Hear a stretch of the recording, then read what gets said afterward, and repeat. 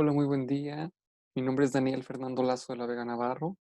El día de hoy conoceremos el Código de Ética de la Administración Financiera. Bueno, esta es la evidencia 2 de Ética Profesional y Ciudadanía. Bueno, ahora vamos a ver cuál es el trabajo de un administrador financiero y a qué se expone este profesionista. Bueno, los administradores financieros se enfocan en maximizar el valor de las empresas.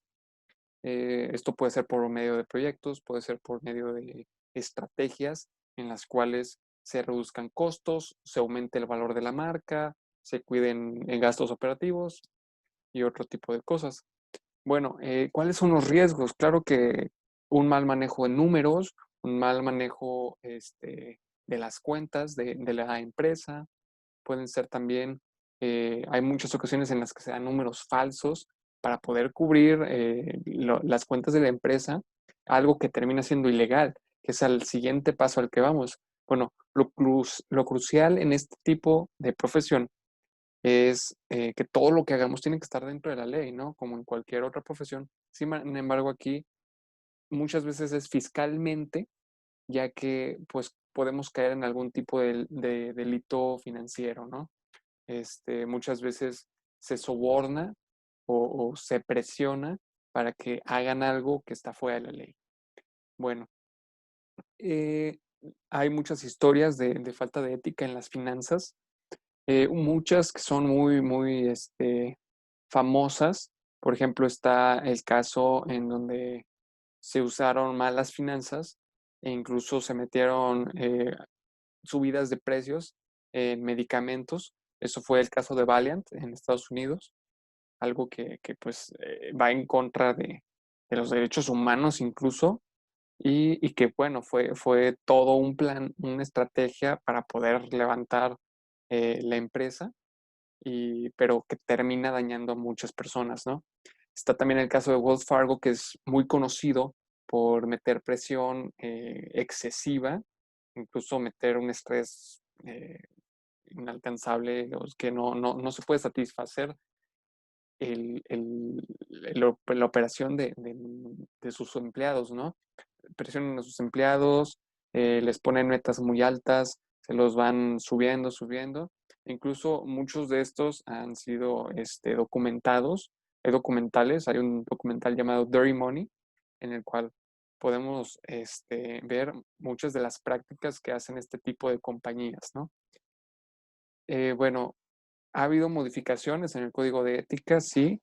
Eh, el principal creador de este ha sido el IMEF, el Instituto Mexicano de Ejecutivos en Finanzas, y pues obviamente esto se dio gracias a las regulaciones que metió Banjico en el año 2018, 2008.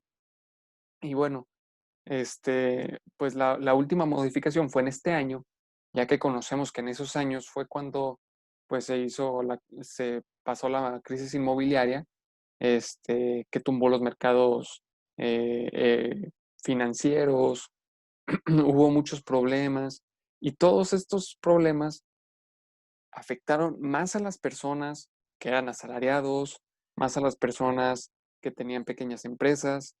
A todas estas personas fueron las que más fueron afectadas, incluso más que cualquier banquero, más que cualquier financiero, que de grandes compañías, porque muy pocos fueron a dar a la cárcel por todos estos malos manejos que se fueron dando año tras año, que terminaron afectando muchas más personas que ni siquiera tenían que ver con el problema.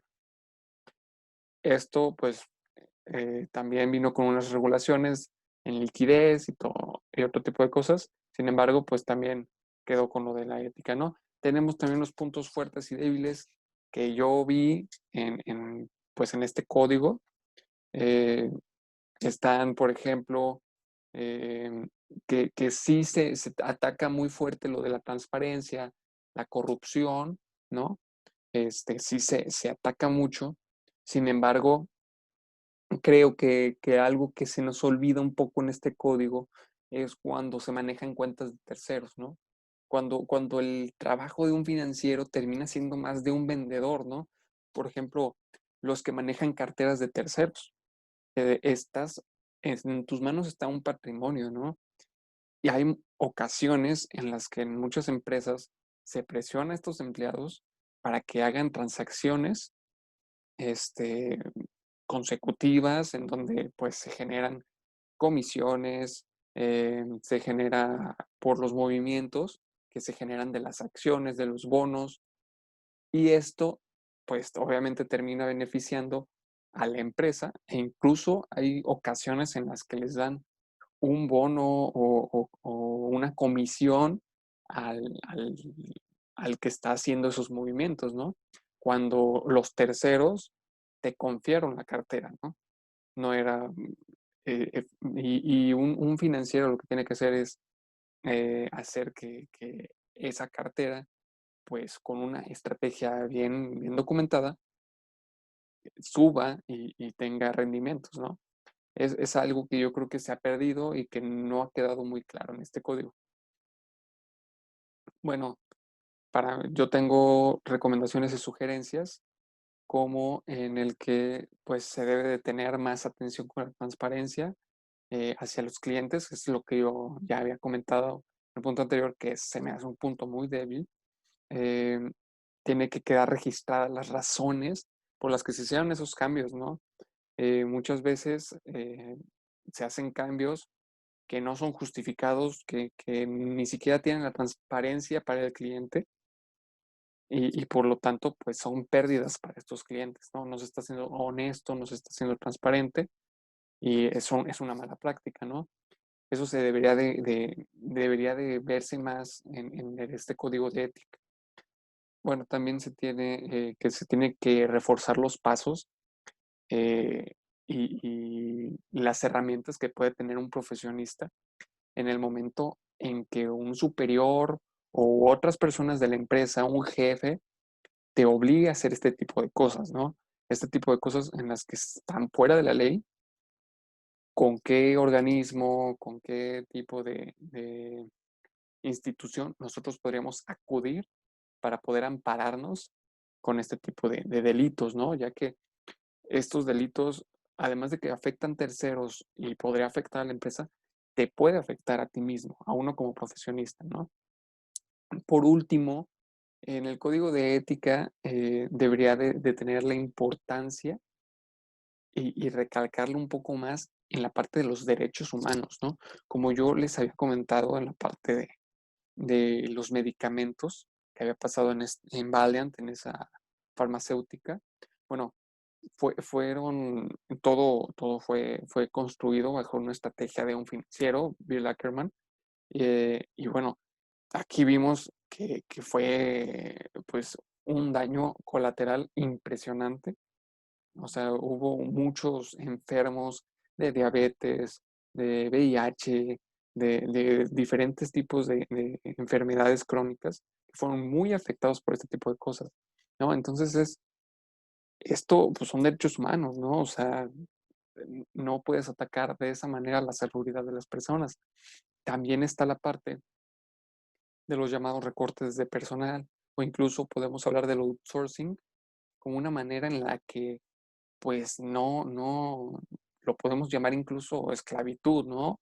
En el trabajo, porque no se respetan las leyes ni siquiera de este país, por ejemplo, hablando de México, y que incluso hacen que muchísimos de los trabajadores firmen una renuncia, firmen hojas en blanco, firmen ese tipo de cosas, que bueno, esto ya no es exactamente de finanzas, sin embargo, sí es una parte que finanzas es en la que está metida, ya que finanzas está recortando los gastos para liquidar a estas personas, ¿no? Entonces, estas son pues las cosas que yo creo que deben de cambiar, de las cosas que el código de ética tiene que apuntar, ¿no? Y bueno, como conclusión, el código de ética nos da una identidad como profesionistas. Por lo tanto, pues tenemos que ser inteligentes, tenemos que estar siempre en la legalidad y bueno, pues es algo que para ser profesional debemos de ser éticos y pues bueno, además de conocer nuestro código, tenemos que divulgarlo. Tenemos que divulgarlo ya sea con nuestros colegas que sean a lo mejor de otras carreras y obviamente con los de nuestra carrera, ¿no? Porque es obvio que a lo mejor, pues sí, son muy buenos financieros, tienen muy buenos rendimientos, pero no son éticos, ¿no? Entonces, ¿a esto se le puede llamar un profesional? Ese es el problema exactamente. Y bueno, tenemos que difundirlo, tenemos que darlo a conocer con otras personas, aunque no sean de la carrera incluso, para que sepan cuáles son tus convicciones, cuáles son tus valores, y bueno, que en ningún momento te vayan a pedir hacer algo que no está permitido y que no está bien. Y bueno, esto es todo. Muchísimas gracias. Que tenga buen día.